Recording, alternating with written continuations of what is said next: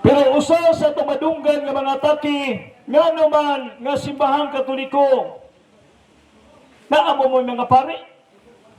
Nga kana sa Biblia wa may mga pari diya. Ato mga masakaan sa balay, mao maning ato mga Katoliko karnaminaw sa mga kabalayan mo ni sagad gamiton. Efeso Kapitulo 4, versikulo 11. O sa may giingon sa Efeso 4:11, ang tinuod nga simbahan kinahanglan dunay giingon diri sa Efeso 4:11 nga nagkanayon. Ang gasa mao kini. Ang mga gasa niya mao kini, ang uban gihimong apostolis,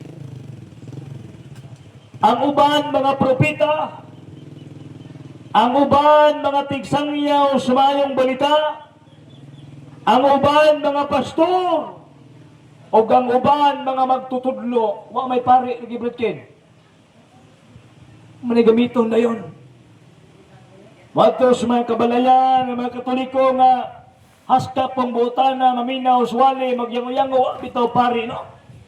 Sige yun. Ang gasa mao kini mahimong apostolis. Ang uban mahimong magsasangyaw sumayong balita, mga propeta, ang uban mga pastor, ug mga magtutudlo. O may pari diya katropan ken. O may pari na suwat diha. Busa dita mo to o kay wa may pari. O sa may naadri, pastor may naa. Katoliko putawon nga magpasaka putawon dito kay labihang butana. Ihawan pagmanok ang musaka dito. Pag-abot dito may gala pagtanaw, uy, wa may pari no, sige yango-yango, wa bitaw. Kadugayan, wa na. Di na mutahon sa pari. Masuko na sa pari. Kaya wa may pari. Kaya hinumdaw ka itong naimibasa bitang Biblia. Ngani, nakakita sa papel ba? Ito sa papel daw siya kalsada. Ang lapok, maayos mata. Sus! Kuha sa lapok. Gibutang sa mata siyang lulo. Kaya hanapan, dapat lang tayo siyang lulo. Butangan niya itong lapok. Sus, ang sumpay mo dito sa likod. Ang lapok, maayos sa mata. Kung gusto kang mabuta. Has ka butahan siyang lulo? Kaliman, waman tiwas na pagbasa. Tiwayang-yango naman daw yung Katoliko wa may pari. Pero atong sabton ang atong gibasa. Uni atong tiwason ang gibasa. Kung balihan, walihan ganita, basa gamay sa unahan, basa gamay ngadto sa atras. Para imong masayran ng suwat. Now, waman na di ang naadri, apostolis naman. Unya, propeta, ebanghelista, pastor, magtutudlo, wa may pare. Ang tinuod ng kinsa may kasulat ng Efeso. Ang kanang Efeso, lugar na siya. Mga bitang malasik, lugar. Si San Pablo nagsulat siya. Iyang gisulatan ang taga-Epeso. Mga bitang naasa sa prisuhan, kaya di man sa kawali dito naman sa prisuhan. Nagsuwat siya dito sa prisuhan. Iyang gipadala dito sa Epeso. Ang litan kining malasik, Epeso ni. Iyang gipadala nito mga taga-malasik. Malayong sulat alang sa taga-malasik. Kinikiran kang San Pablo, iyang sulat sa taga-Efeso. Nagsulat sa dito sa taga-Efeso. Nawa pangutana, kini si Pablo nga nagsulat, pari ba ni o pastor?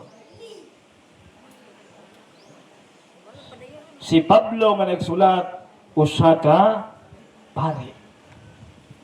Nana sa Roma 15:16. Mingon diri sa Roma 15:16 maigsuon kung pari bagyo ni San Pablo, Roma 15:16 nga nagkanayon. Roma 15:16. Nag-alagad ako ingon nga pari aron pagwali sa maayong balita. Si Pablo di ay pari. Nagsuwat si Pablo sa taga-Epeso, pero si Pablo pari.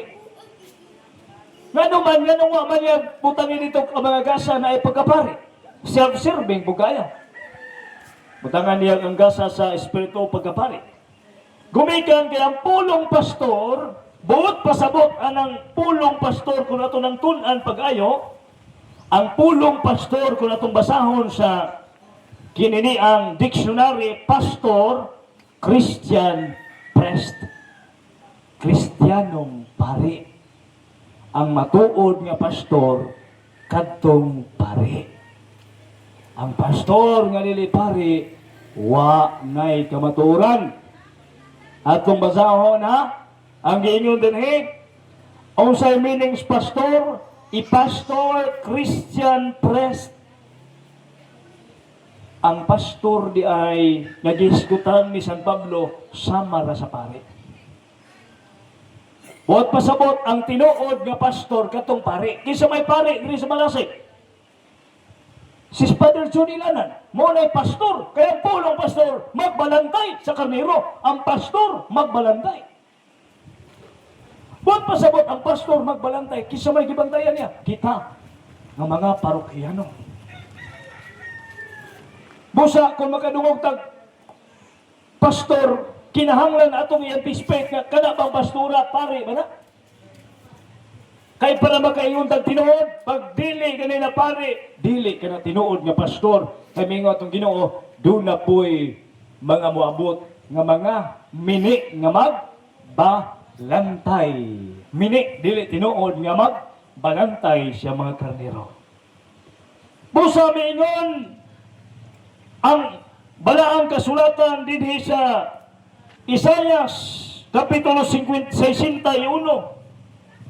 versikulo 6, kinsa bagyod ang alagad sa Dios. Isaya 61:6 miingon sa dinhi, apan kamo tawgon nga mga pari sa Ginoo, nganlan kamo sa mga tao nga alagad sa Dios. Ang matuod ay alagad sa Dios, pari. Apan kamo tawgon nga mga pari sa Ginoo, ug nganlan kamo mga tao nga alagad sa Dios. Gumikan kay si Jesus, pari man usab. Di man sa pastor nga miskuila rag unong kabulan nimong pastor. Kay ang Ginoo, si Jesus, pangulong pari. Mo nga nag-appoint atong Ginoo og pari usab. Naman na sa Hebreo Kapitulo 5 versikulo 1. Hebreo Kapitulo 5 versikulo 1, may nga paklion ng Biblia kay mao man ni ang atong giingon nga pagtuon.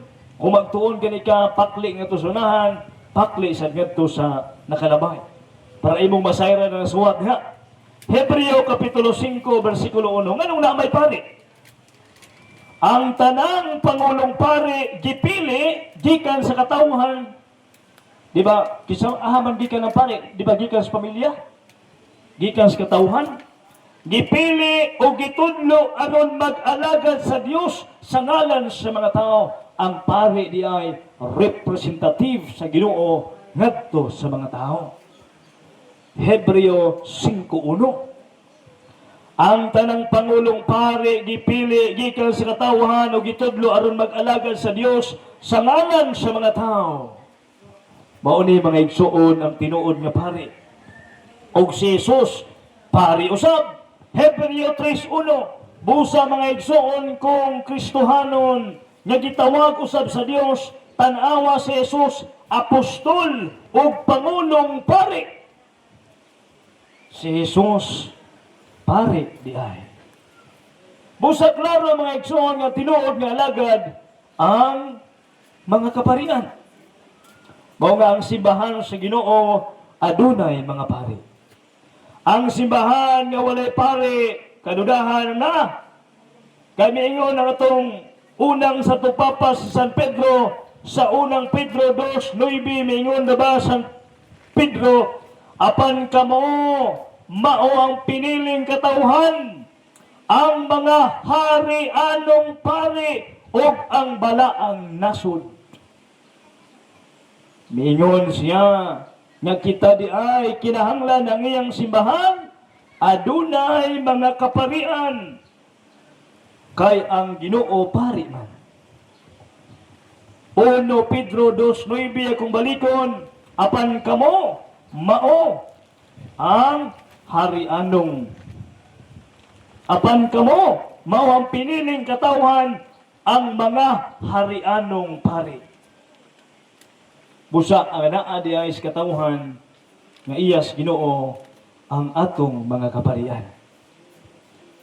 Pinadayag kuno sa mingon po itong Ginoo din is pinadayag sa katapusang suwat ni San Juan mingon, gihimo kita niyang usa ka gingharian, gingharian sa mga pari aron mag-alagad sa iyang Dios ug Amahan.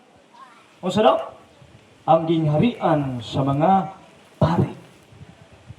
Naa di ay ang matuod nga simbahan adunay mga kaparian. Naanas balang kasulatan, muna maingon kaganiha, dapat kung dunay manudlo, itudlo ang tanan. Ay nang itudlo nga kulang, aron atong maklaro mga igsoon, unsa gyud ang kamatuoran. Kaya ang Biblia, dili raman usa ka bersikulo. Daghan mga panid sa Biblia, manang atong tun-an pag-ayo ang Biblia aron atong masabtan. Busa, ang pangutana, naa ba'y katolikong na langit ito sa langit? Aron maklaro gayud nato nga kamo man siya Tinoo na abay na langit sa katoliko na. Nanas pinadayag, nabay na langit ng katoliko, kung way na langit, adi na ko. Biyaan ko ni simbahan na, kung way na langit, ani? Ha? Nanong mapabilin man tinig simbahan ng way na langit? Di ba? Nanong mapabilin man ta simbahan nga, ang simbahang way na langit, di man na tinuod? Ato na basahon ang balang kasulatan kung naabay na langit. Ha? Dinhita sa Pinadayag, Kapitulo 7, din sa Kristohanong katilingban nga Biblia nagkanayon. Nabay katolikong na langit, Pinadayag 7:9. Dayon nakita ko ang dakong panon sa katawhan. Dito rin sa langit, nakita niya ang dakong panon sa katawhan. Walay makaihap sa ilang ginaghanon, pero tinaghana. Gikan sa matag nasod, kaliwat o pinulungan. Katuning laylay pinulungan, laylay kaliwat. Katoliko kay laylay man, tanang nasod, mikailap. Nagtindog sila atubangan sa nating trono, sa trono sa nating kordero. Nagsulob sila puti. Nagbitbit og mga lukay og naninggit ang Dios. Mo'y naglingkod anang trono, mo'y nagluwas ka na mo. Kisa mo na yung magbitbit og lukay. Nabay lang yung simbahan magbitbit og lukay, apinditas lukay. Katoliko naman, ang magbitbit og lukay, inigbinditas lukay. Busa pangutana na, abay na langit kay katoliko, nagdaag lukay dito sa langit, og way laing simbahan, ang mapablising og lukay. Ang simbahan katoliko. Busa atong patpakan ng Ginoo nga atong mga igsoon ay nangamatay na nasigig isa-isa sig publishing sa mga lukay tuan na dito sa langit. Nya katong mga kanus aman ta magpublishing sa lukay panahon sa simana o sa Kwaresma. 40 ka adlaw atong pagpanganda man na inig usa ka Simana Santa naan na rin ang Domingo ang bindita sa lukay. O nuan ay nalangit dito. Nagsulob o mga puti. Tuwa dito sa langit. Nagsinggit sila nga nagdag mga lukay. Naaday mga Katoliko nga nalangit mga igsoon. Busa nili tinuod ang sulti nga wa may relihiyong makaluwas. Okay raman di ta magpabunyag, okay raman nga di ta magpasakaw sa Katoliko, wa may relihiyong makaluwas, okay na. Di na tinuod. Ano man nalagi Katoliko nga naluwas dito sa langit. Pero okay raman ang way relihiyon? Wa ba'y labot ang relihiyon sa itong kaluwasan? Di na tinuod eh. Kaya ang punong relihiyon, gikan sa Latin, nga rili, gari. Bot pasabot. Atong koneksyon sa Ginoo. Atong relasyon nga to sa Ginoo. Ang relihiyon di ay mga igsuon.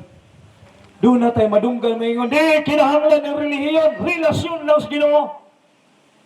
Di ba kadungog mana? Masagasagag balay? Di tinahang relihiyon dad. Relasyon sa Ginoo dad, pangutan ang anong gadadamag ang relihiyon sa pagsangyaw nimo. Kundi tinuod ang relihiyon.